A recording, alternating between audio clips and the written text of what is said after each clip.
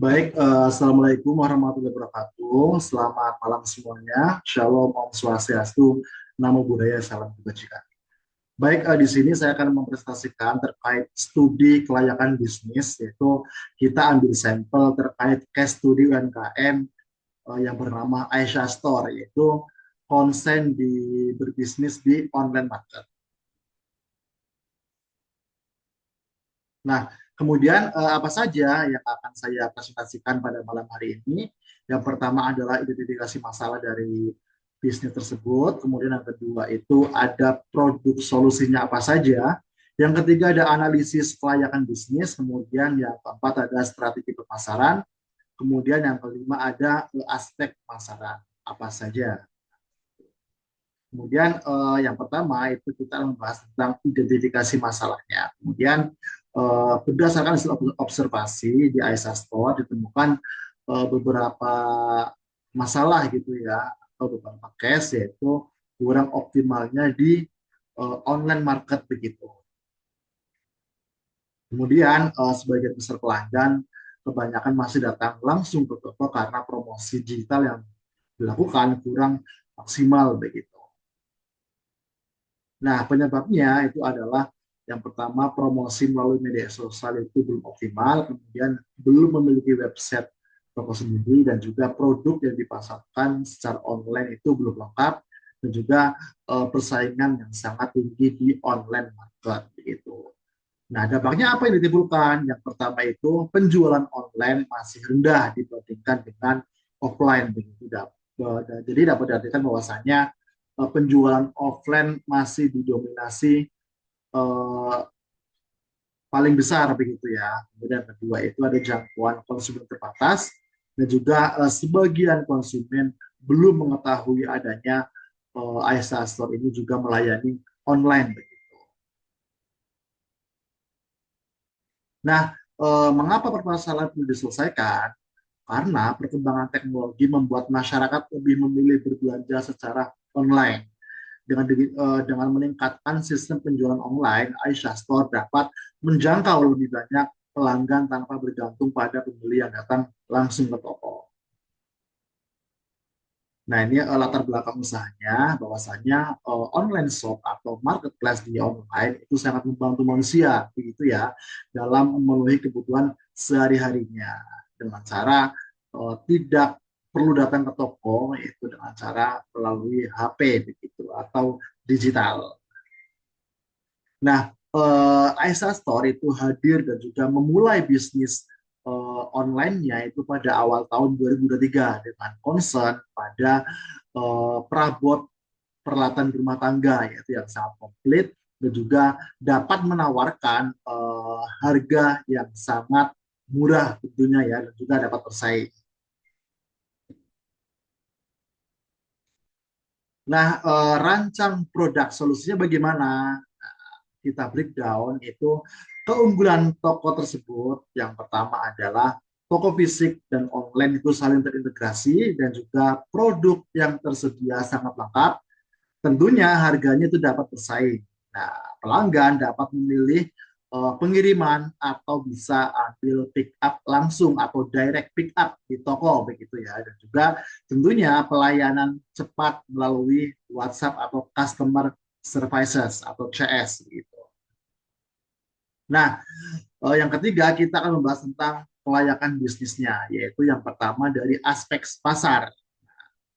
Tentunya segmentasi pasar dibagi jadi beberapa kategori, yaitu yang pertama dari segi demografis itu kita memplanningkan itu usia di 16 sampai 50 tahun itu ya untuk target marketnya.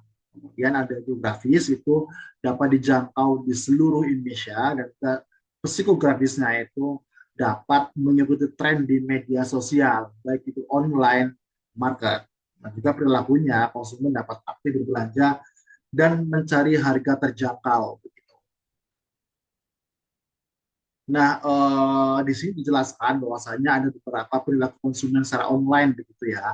Jadi setelah kami observasi begitu, dapat melakukan riset secara detail dan juga sebelum membeli begitu. Jadi biasanya seorang customer online itu membandingkan harga dan juga kualitas antar toko. Kemudian yang ketiga, dia pasti akan membahas review atau rating dari produk di toko tersebut. Begitu ya. Nah, untuk analisis bersaing itu tentunya ada kelemahan dan juga kekurangannya begitu. Di antaranya variasi produk yang sangat banyak, kemudian harganya lebih kompetitif atau lebih murah begitu. Nah, untuk kelemahannya apa? Kelemahannya itu dapat diartikan tidak semua toko dapat memberikan produk yang lengkap. Jadi biasanya di toko online itu untuk deskripsi produknya itu kurang lengkap begitu. Nah, untuk mitigasinya atau strateginya bagaimana? Biasanya kita selalu menggunakan diskon besar atau flash sale. Ya, kemudian ada gratis ongkir atau free ongkir dan juga kita juga akan melakukan live streaming di media sosial atau di official store-nya dan juga optimalisasi tampilan pada toko. Nah, untuk ancamannya itu biasanya ada persaingan harga yang sangat ketat begitu ya, dan juga produk substitusi itu sangat banyak. Nah, kemudian kita masuk ke aspek teknis begitu. Apa saja? Nah, di sini jelaskan bahwasanya kita juga mengacu ke Saipok diagram dan juga flow prosesnya begitu. Diartikan Saipok diagram itu dari supplier itu finish good atau material, kemudian input yaitu produk disuplai ke kita, proses yaitu dengan packing prosesnya, kemudian outputnya apa? Outputnya itu produk finish good yang sudah di packaging begitu sampai di end customer. Dan juga kita mempunyai beberapa step, ada 6 step gitu ya untuk flow prosesnya. Yang pertama itu kita download demand forecast dari masing-masing online market begitu. Kemudian step yang kedua atau flow yang kedua kita dapat kontrol stok produknya. Tentunya kita melihat dulu stoknya ada atau tidak begitu. Kemudian yang ketiga kita request atau demand kepada supplier begitu terkait produk yang tidak ada atau stok kritis. Kemudian selanjutnya kita akan mapping produk dengan forecasting. Kemudian ada selanjutnya akan dilakukan packing proses, kemudian yang terakhir ada final product atau produk finish good begitu atau produk yang sudah di packaging. Nah, berikut beberapa akan saya jelaskan terkait layout produksi ya. Di depan itu tentunya ada incoming atau outgoing material. Kemudian di sampingnya ada office, di belakang office atau di samping office itu terdapat packing area, kemudian di samping packing area itu ada storage area atau storage temporary, kemudian di depan juga ada tempat khusus finish good begitu. Nah, untuk kapasitas produksi atau production capacity. Nah, berikut saya tampilkan beberapa data 3 bulan terakhir yaitu sales di bulan terakhir begitu dari Januari, Februari sampai Maret. Di sini diartikan bahwasanya kapasitas untuk produksi itu satu hari itu di masing-masing online shop itu ada 600 packing, 400, 550. Nah, juga aktual delivery-nya berapa? Aktualnya itu ada 600, 400, dan 550. Nah, ini saya akan tampilkan beberapa rekapitulasi sales order di bulan Maret 2026. Begitu. Berdasarkan dari atas bahwasanya satu hari itu sekitar 1.500 sampai 1.700 packingan untuk kapasitas produksi atau produk kapasitasnya itu di antara 1.000 packing. Nah, kemudian teknologi yang dipakai apa saja? Yang pertama ada payment cashless, kemudian ada logistik partner atau LP dan juga platform e-commerce itu sendiri begitu. Nah, untuk bentuk badan usahanya itu dari aspek hukum begitu ya, itu usaha persero atau UMKM, dan untuk legalitas dokumennya atau nomor induk usaha NIB itu memang belum terdaftar begitu ya, dan juga NPWP-nya itu juga belum terdaftar dan juga masih proses. Untuk sertifikat mereknya itu tidak ada. Karena apa? Karena kita memesan produk itu bukan dari kita, dari order dari supplier. Dan juga dijelaskan bahwasanya resiko hukumnya diantaranya pertama ada keluhan pelanggan atau customer, juga kesalahan pengiriman barang atau miss part delivery, dan juga penyalahgunaan merek. Itu biasanya yang mempengaruhi terkait resiko hukum. Nah, di sini dapat dijelaskan bahwasanya struktur organisasi, nah, dari owner, handling online market, purchase material atau administrator, dan juga packer dan juga driver. Nah, di sini dijelaskan bahwasanya terkait job desk dan juga tanggung jawab, diantaranya dari owner itu menentukan visi misi, strategi bisnis, kemudian mengawasi seluruh kegiatan operasional, dan juga mengambil keputusan terkait finance, investasi, dan juga mengevaluasi hasil kinerja karyawan atau performa dari uh, karyawan begitu. Dan juga tentunya terakhir selalu menjalin hubungan dengan supplier dan juga mitra bisnis mereka. Nah, untuk job desk handling online market yaitu tentunya harus mengelola seluruh aktivitas penjualan dari marketplace sampai dengan media sosial. Dan juga tentunya harus memperbarui atau mengupdate di produk online marketnya begitu. Nah, untuk job desk dari purchase material itu diantaranya melakukan pembelian atau purchase kepada supplier, mengelola persediaan barang, dan juga mencatat transaksi per daily ya, dan juga tentunya dia juga harus melakukan daily stock atau upload stok harian gitu. Dan untuk job detailing dari packer itu tentunya menyiapkan barang sesuai dengan pesanan yang dari customer yang tadi di-download di online market, kemudian memeriksa kualitas dan juga kuantiti sebelum di packing begitu, dan juga yang terakhir memberikan label pengiriman kepada LP atau logistik partner yang sudah ditunjuk oleh customer.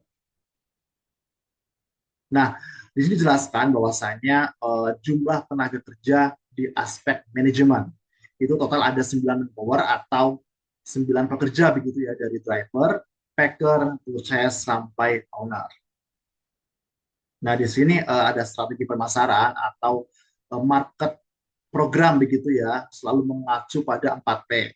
P yang pertama itu produk, yang kedua ada pricing atau price, yang ketiga ada promotion, dan juga yang keempat ada place atau tempat. Nah, di sini dijelaskan tadi bahwasanya untuk produknya itu kita concern di perabot rumah tangga begitu. Nah, untuk pricingnya tentunya kita selalu membuat dan juga melakukan harga semurah mungkin begitu, karena untuk daya saing yang lebih tinggi di online market begitu. Nah, yang ketiga yaitu untuk flash, yaitu kita concern di Shopee, TikTok Shop, Lazada.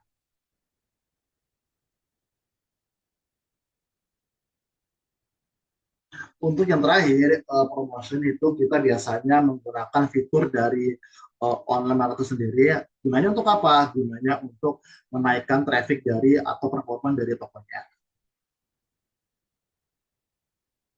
Nah, di sini jelaskan untuk strategi promosinya, yaitu bisa menggunakan promosi market, promosi media sosial, konten marketing, dan juga influencer, dan juga personal branding.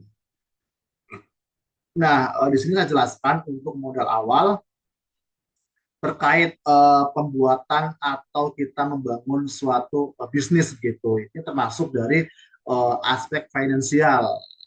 Di sini untuk renovasi toko, rak display, laptop, dan juga pengadaan komputer, dan juga pengadaan stok awal sampai peralatan packing, promosi online atau advertising, sampai modal operasional awal itu estimasi 320 juta. Nah, untuk biaya operasional itu kita alokasikan terhadap gaji karyawan begitu ya, bulanan itu sekitar estimasi 25 juta, dan juga untuk pembayaran listrik itu 2 juta, internet hingga komputer kasir sampai advertising atau promosi itu kita estimasikan di angka 35.500.000. Nah, dulu saya jelaskan terkait perkiraan biaya atau cost estimation di raw material itu sekitar Rp1.739. Nah, untuk biaya packing itu sendiri kita alokasikan atau kita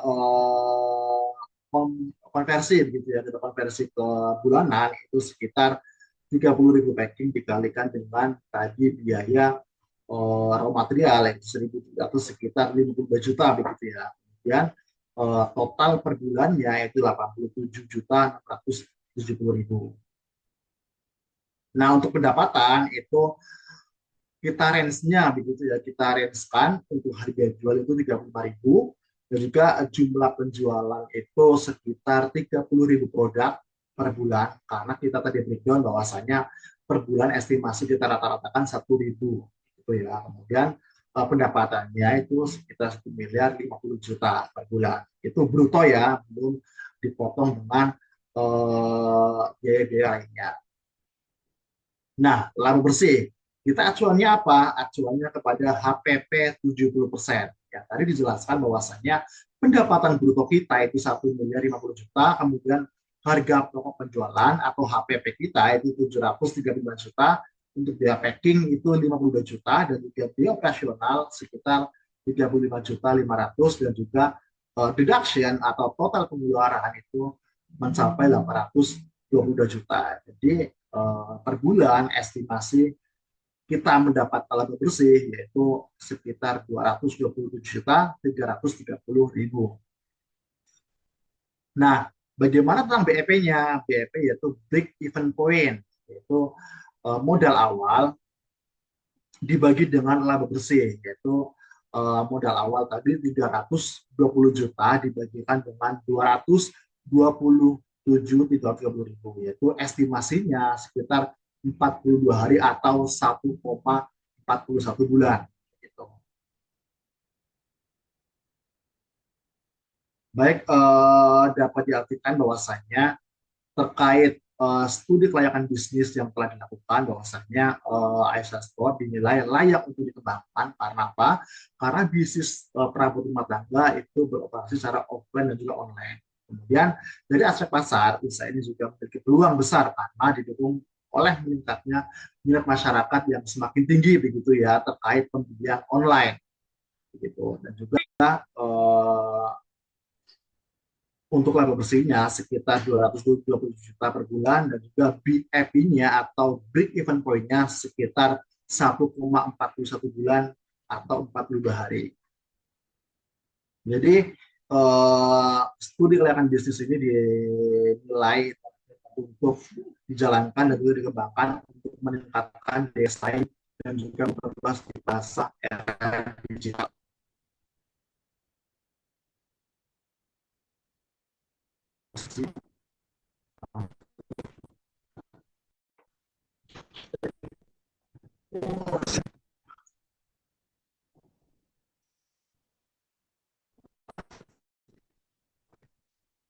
Jadi yang UTS laporan apa BPT dulu?